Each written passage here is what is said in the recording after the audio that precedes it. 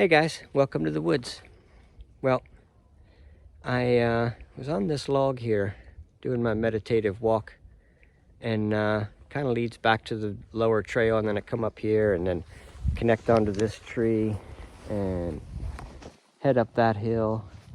Anyway, I'm on the sunny side of the hill today. There's a whole bunch of trees up there that you can just go from one to the other and walk through the woods without, you can tread lightly. It's that time of year where you can walk around off the trail. So it's a great time to be in the woods.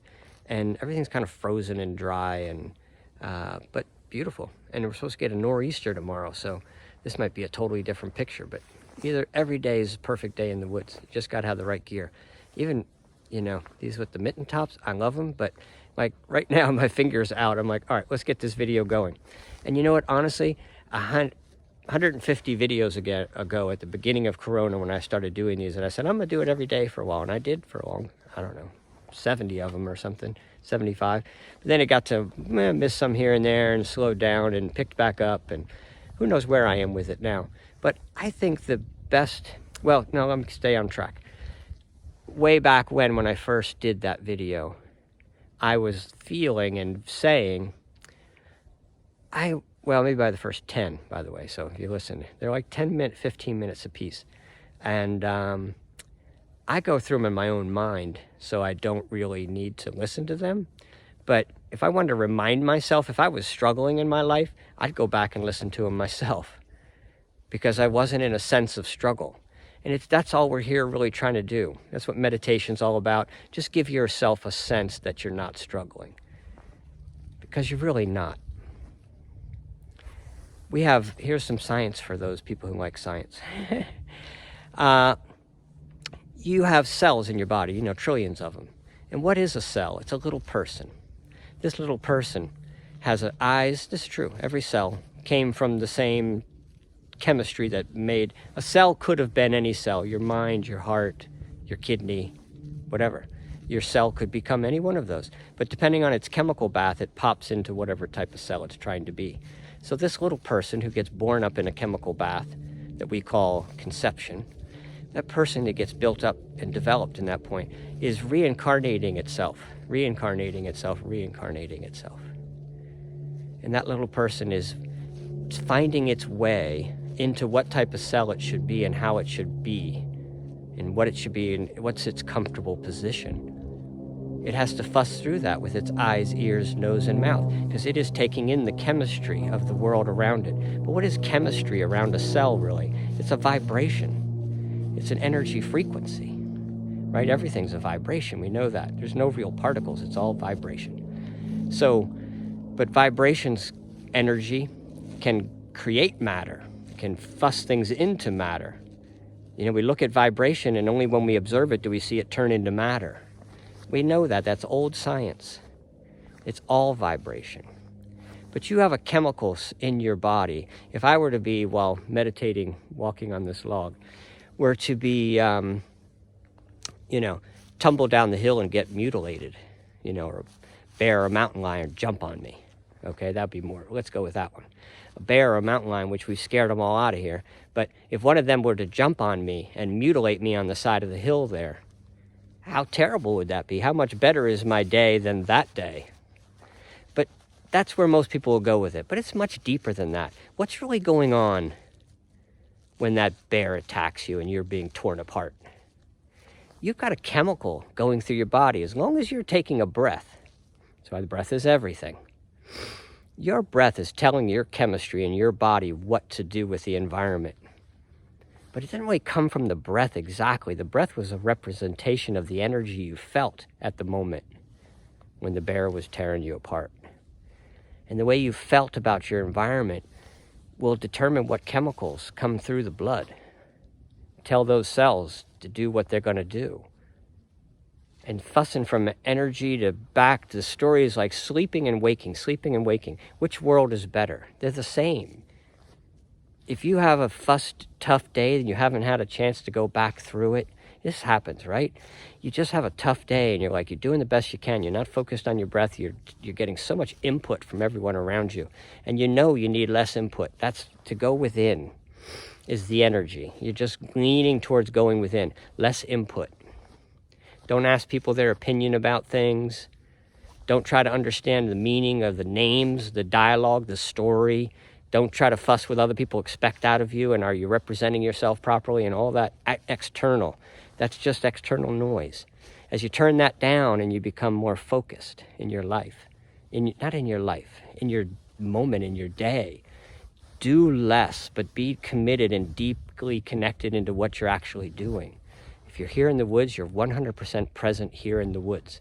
So if you're on the steps walking, to your apartment on the 18th floor of the building, wherever you are in your tough or easy day, you just got to get to that point where everything's perfect and you're not going to ever suffer, actually. There is no struggle for this energy being. And once you have that good sense of like, I own that, I know that. I know that when the Egyptians had those pictures with those funny heads on the top of them, it's like, what does that mean? Why are they doing that? Do they know more than we do? It's part of that 24,000 year journey around the planet's journey around the galaxy. We evolve and we devolve, and we evolve and we devolve. And it's like winter, spring, summer, and fall. It's the same thing on this planet. It's just an energy frequency change, really, right? You know that, right? There's no such thing as wind. We have the wind's effect on moving matter, but what is it? It's energy. It's all just energy. We're just an energy ball. Nothing can actually happen to you. But it's cool to see how energy creates matter. And we have chemicals within our brain in that pineal gland that the Egyptians like to show all the time, which, of course, that message is from 1 billion years ago, and it comes around and around. And like Tesla, when he picked up about how electricity would be changing the planet, and he saw so much into the future about what we were going to be doing with, radio frequencies and remote controls. And remember he had that one time where he had some little box, and he could change the frequency on it and got in the resonance of the building. He could feel resonance, and he could describe it to us. So he felt that resonance, and he knew the resonance of the building, and he could create a machine that would match that resonance, and the building started to shake down, and they all got, police all came around, everybody. They said, oh, it's an earthquake. And that was recently released. We didn't really know that about him. But anyway, but the message from the other side, from the elders who communicate with us, your sense of your ethers is really what it is. Everyone who's all wisdom and all sense of our past, present, and future is all within you. But it's right here on your ethers. And you push out and you allow into your existence whatever you want. And it matches in your chemical frequency and your chemical that you're bathing your cells in, those little people in there. They're going to thrive or struggle, thrive or struggle. You're going to thrive or struggle. But it's no judgment in it. Do whatever you want. Just know that if things get too tricky, you'll always be there for yourself. You're never going to fall off the cliff. When the bear's tearing you apart, you're in blissful la-la land like you've never dreamt. You can be in blissful la-la land right now, though. You have control of that chemistry, that little pineal gland up in there. What happens, there's actually crystals in there, and they crush with blood. Blood crushes the crystals, and then the crystals change their frequency. It's like changing a TV station. It's the exact same thing. You're in la-la land. It's just like falling asleep. You're like, oh, my dreams are bad. Yeah, but that's just your sense of your energy at the time of your experience. You can choose to change it in a heartbeat. That's how miracles happen. It's how some people can cure themselves of uncurable diseases. Some people can do miraculous things. There's nothing miraculous. There's nothing magical about Jesus. He came here to show us who we really are, right? Made in the image and likeness of God. And the only thing he really fussed with, like kind of left us within the church, was forgiveness. Forgiveness, self-worthiness, things like that. That practice of like, take them when they're little kids. That's what most of the old religions all said. Little kids, you're programming children with your energy frequency right now. You can't change that. That's going to happen. If you want to put kids with the right energy and bring up children who are really gifted in sense of self and sense of moment and trusting in their instinct, trusting in their intuition, that magical part that we haven't dialed into our conscious yet, because that's why, how do I know that? Because it isn't manifesting on the planet. We teach people with really rudimentary, you got to know these facts, you got to remember these things, you got to remember this dialogue, here's how the next person wants to hear it from you, you talk like this, you being like this, you think like this, you get trained up to be really focused on what is my teacher, who's my inspiration, what do they want from me, how do I impress them, how do I make them feel good? And it doesn't feel good to do that. What feels good is to get into harmony with who you are and know that your moment is perfect. And feel the energy of the perception of the perfect moment. My arms dropping, curling in. Anyway, and there's beautiful views. So, how do we wrap this thing up? That's one of the things I was trying to make in one of my early videos when I started this at the beginning of Corona. How do you give that energetic message about who you, that real sense of who you really are as a pile of little cells, you know, which then in themselves are particles dancing around. Everything's just particles dancing, just like the planet's 24,000 years around the galaxy. In some perspectives, that's going so fast. You know, we're traveling through the galaxy like millions of miles an hour. And how do these particles, I say millions of miles, I mean, you know, 100,000 miles an hour. Let's not get crazy. So going really fast, how do these particles go that fast? They don't. We're blinking so fast. The particles that really make up that 0.001% of me that really is me, those little particles that dance around that we know makes cells and all that type of stuff from the smallest bit of energy, we know it's all about vibration. It's all about frequency. There is no real matter but what we observe.